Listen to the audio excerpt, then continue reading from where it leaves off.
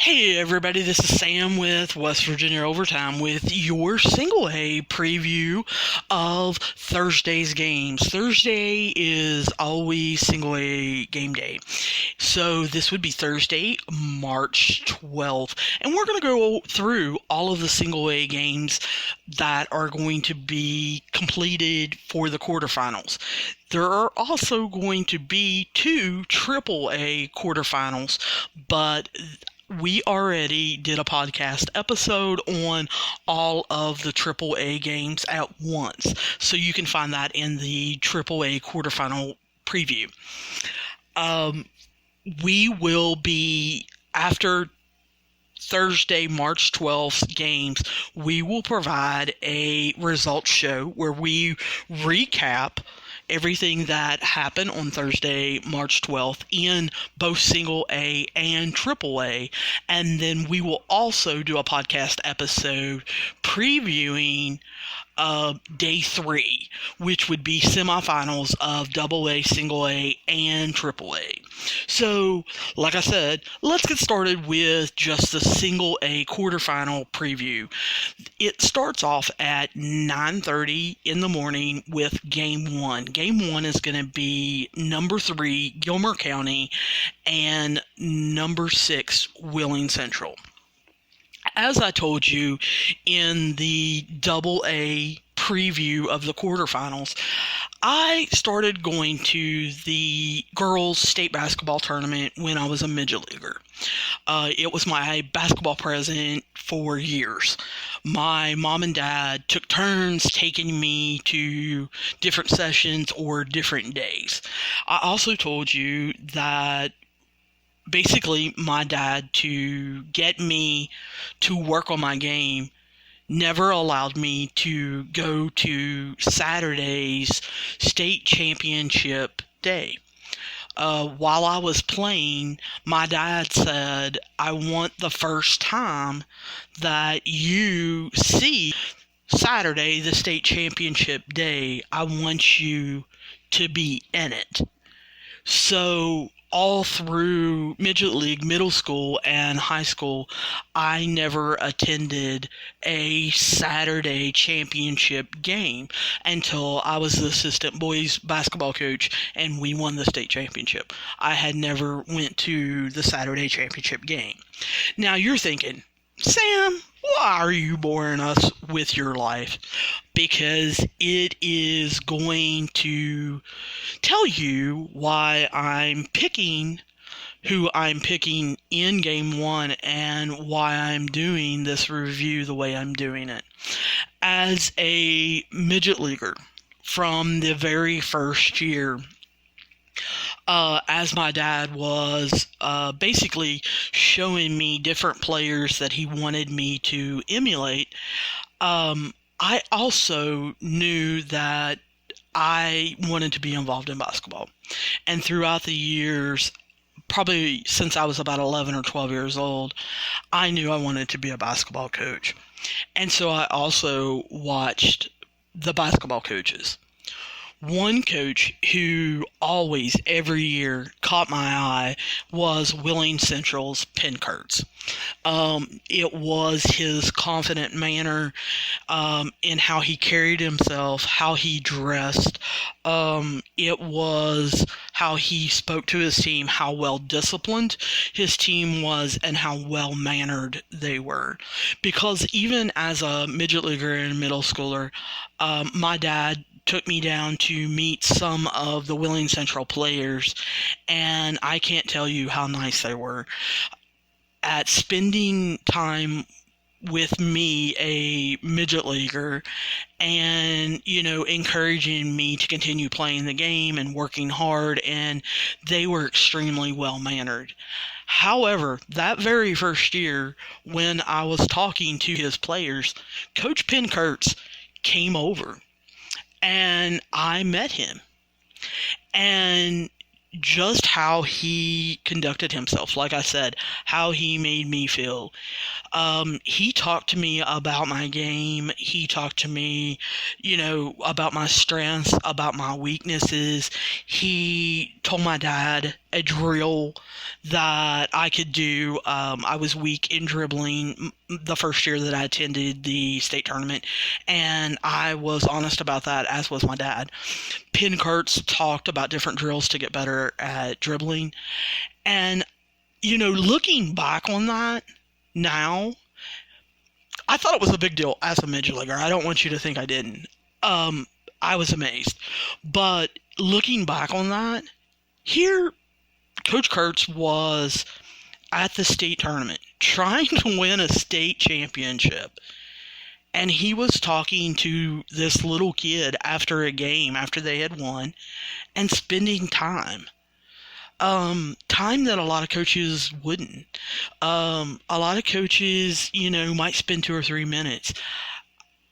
From my memories, I think he spent probably 10, 15 minutes talking to us up against the side of the bleachers. I'm going to be real honest with you. Every year thereafter that Wheeling Central was in the tournament, I made sure to touch base with Coach Kurtz. Even if it was before a game or after a game or on a day they didn't play. A lot of times he showed up on AA day, on the Wednesday where AA and AAA played, and I would go over to him just to shake his hand, wish him good luck. There were a lot of years that he remembered me. And that meant something to me, that he did that. There were a lot of other coaches that I met throughout the years, who shall remain nameless, that did not do that with me or any of my friends. I can honestly say that I never saw Coach Penn Kurtz ever stop a player from talking to him, no matter what team they were from. He never stopped any parents from talking to him. He has always been extremely willing to share the game of basketball. And when I did become a basketball coach, he acted genuinely excited for me when I told him, hey, this is my first year coaching. We didn't make it to the state tournament. And he actually gave me contact information and said, if you ever need anything, touch base with me, and I don't care to help you out. And for that, I have always appreciated that. So Wheeling Central is one of my favorite teams just because of Coach Penn Kurtz. I feel like they are always ready and raring to go. They are on a 5-game winning streak. And you need to look for a very well-disciplined team that knows what's going on and responds when they have to make corrections or adjustments during the game. They usually do not get rattled. Look for senior leader Kaylee Raybu. She is a 6'1" player that they have had the pleasure to be on their team. Look for her to really take control of this game. Now, Gilmer County. The Gilmer County Titans are 20-5, and they've won their last 7 out of their last 8.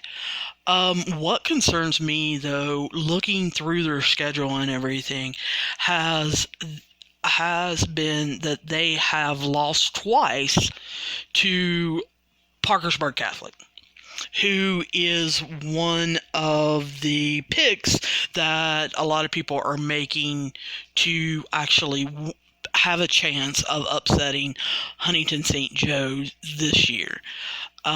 Gilmer County did not really, I didn't feel I watched one of the games, stay in the games with Parkersburg Catholic. Now, I will give them props. Their other three losses were two teams that weren't in single A.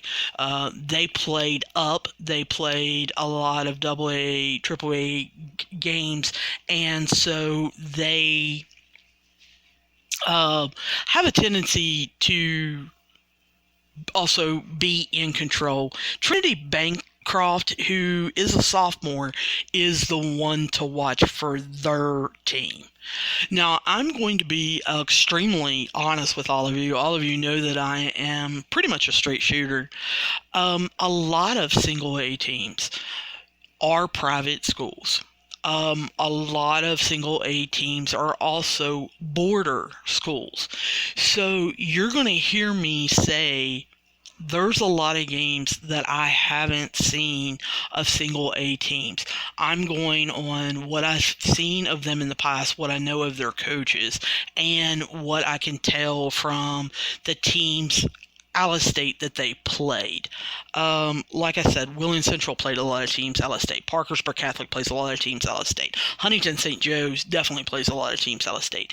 It is very hard to get game film on them and actually follow them. So I'm going to be very honest with you, and I am going to choose Wheeling Central in the upset of Gamble County. I think this today, Thursday, March 12th, I think single A day starts with an upset with Wheeling Central over Gilmer County. Now, game 2 is number 2, Parkersburg Catholic, over or versus number 7, Tucker County, and it's going to be at 1 o'clock. Parkersburg Catholic is the only undefeated team in the state. They are 25-0. They are known for their full court pressure, and they almost never allow anyone to score over 45 or 50 points on them. I want to say that has been a goal of theirs for several years now, and I can't remember exactly what number of points it is. It's somewhere between 45 and 50 points. They never want a team to score over that against them. Their full court press always helps them get turnovers. They are extremely active in it, and it takes teams out of their rhythm.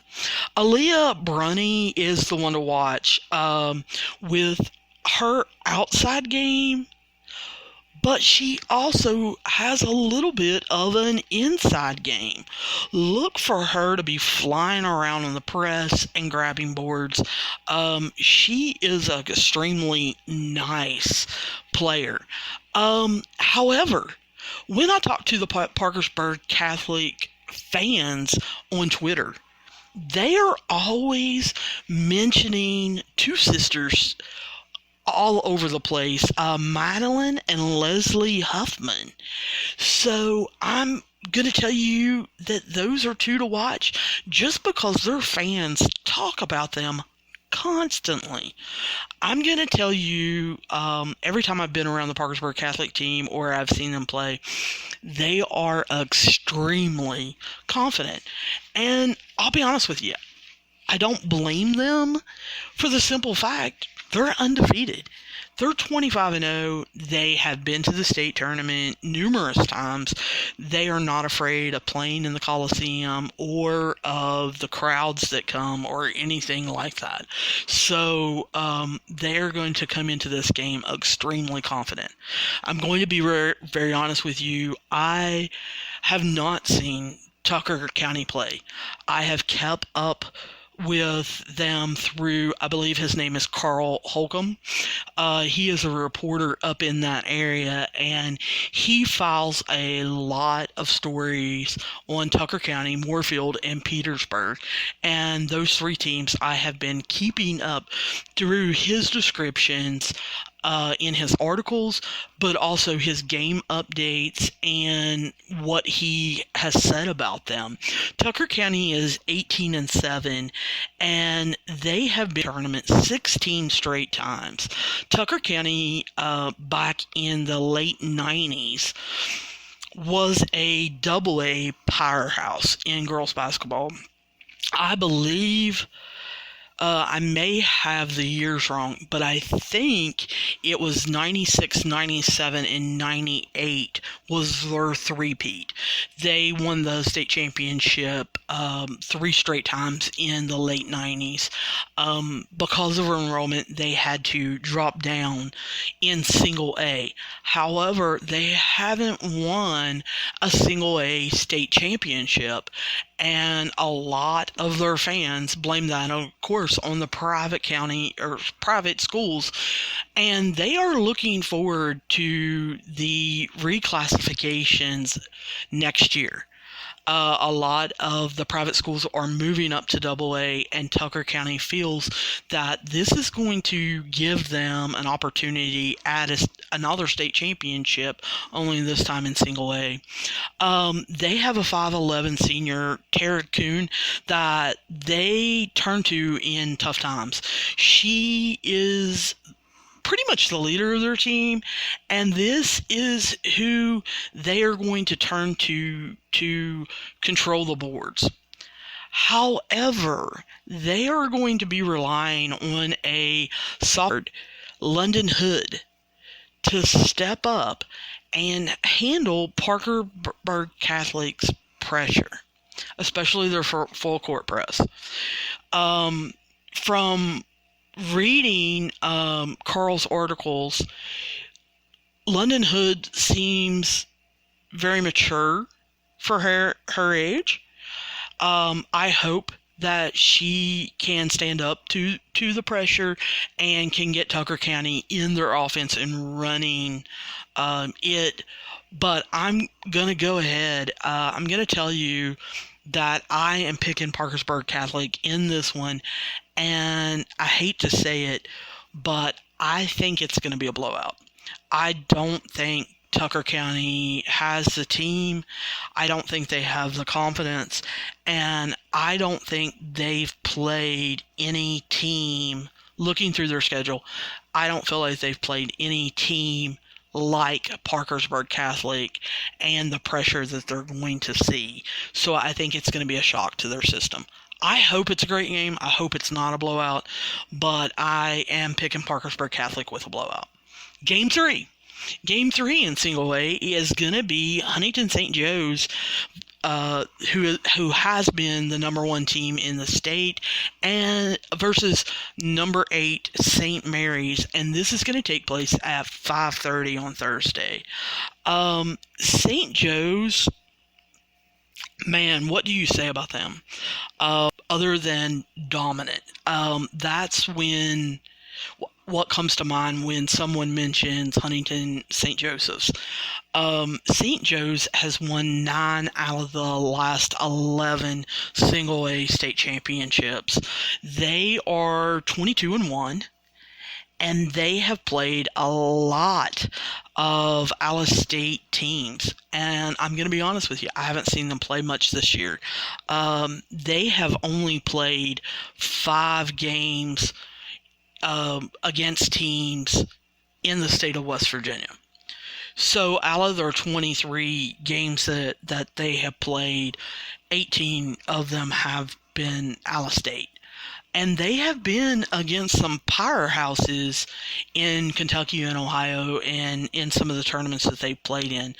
All I know by looking at the stats and seeing her play last year, junior Grace Hudson will be the one for you guys to watch.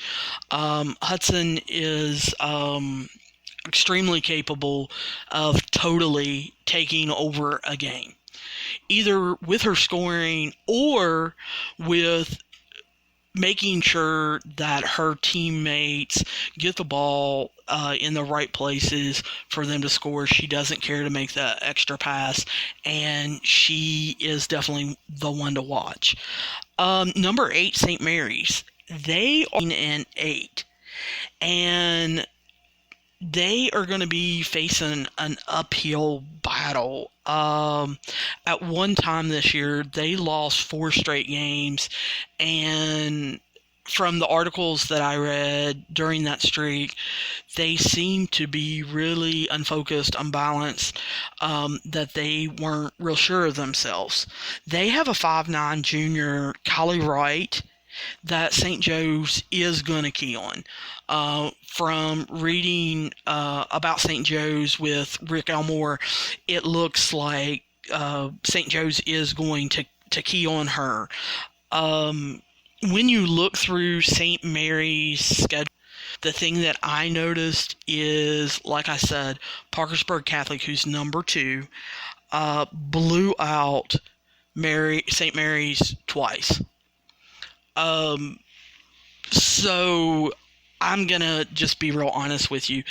Again, I think Huntington St. Joe's blows out St. Mary's from the get-go. I think St. Mary's has seen a team like this because they've played Parkersburg Catholic, but I don't think they're going to be able to stop Huntington St. Joe's.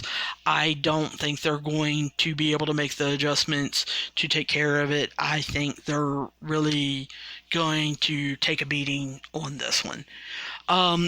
Game 4 and the final game of Single A doesn't include a private school. And this is actually the game that most people are picking to be the game of Single A on Thursday. It starts at 9 o'clock, and it is number 4, Pocahontas County versus number 5, Summers County. Pocahontas County is 21-4, and they bring a 9-game winning streak into this game. Their fans were extremely excited when Pocahontas County ended up in the tournament. There were numerous videos played and posted on Twitter and on Facebook. The celebration that Pocahontas County and the excitement that they showed after winning the game to send them to the state tournament was unbelievable. If I wanted to pick a Cinderella pick and thought any team deserved to have a Cinderella tournament run in the state tournament, it is Pocahontas County, just because their team and their fans, their community, and their reaction was it brightened my day. I will tell you that. These two teams, Pocahontas County and Summers County, they've played twice, and they split the season with Pocahontas County winning the first one and Summers County winning the second one. Pocahontas has a 5'9" senior in Layla Calhoun that has been playing big in most games this season, scoring the most points and taking care of her team. Like I said, they go up against Summers County, who is ranked number 5. I am going to be real honest. I was totally shocked that Summers County ended up here. They are 19-6. And they had to upset Charleston Catholic in the regionals 47-43. And I got to watch that game. I was totally shocked. I thought that Charleston Catholic was going to take it to them. And Summers County showed a lot of resilience and a lot of toughness in that game. And they really came to play. They had scouted them well and were very prepared for Charleston Catholic. They have 2 juniors to watch, Taylor Isaac and Gavin Pennant. I hope I didn't butcher that name either. But I think that you really want to watch those 2 players. I think this is going to be the Single A game of the day. I think it's going to be extremely close, And I think if you can stay there and you can last till 9 o'clock at night, it is going to be well worth the ticket price, just this game alone. If you have kids and you want to see a good game and show them a good girls basketball game, I think this is actually the game. I'm going to pick Pocahontas County over them. I think they are going to win the rubber match, the third match between these two teams, and I think that they are going to win a close one. However, don't be shocked. Like I said, if Sumner County does win, they're ready for Charleston Catholic. They had a great scouting report, and they were prepared for anything. So I'm not going to be surprised if they beat Pocahontas County, but I'm still going to pick Pocahontas County. Now, if you guys have any questions, comments, problems, protests, anything like that, feel free to hit us up on WV Overtime on Twitter or Facebook. I answer anything and everything. I look forward to talking to you guys all day tomorrow on Twitter. I will be on there making comments for you guys. Also, look forward to the podcast tomorrow night. We're going to have episodes on, like I said, the results of tomorrow, not only the single A quarterfinals, but the two AAA quarterfinals, and we're going to have a preview of all of the semifinal games that are going to be happening on Friday. If you guys want to write us, hit me up on wvovertime@gmail.com and let me know what you guys are thinking. I look forward to hearing from you guys and talking to you guys soon. Have a great day.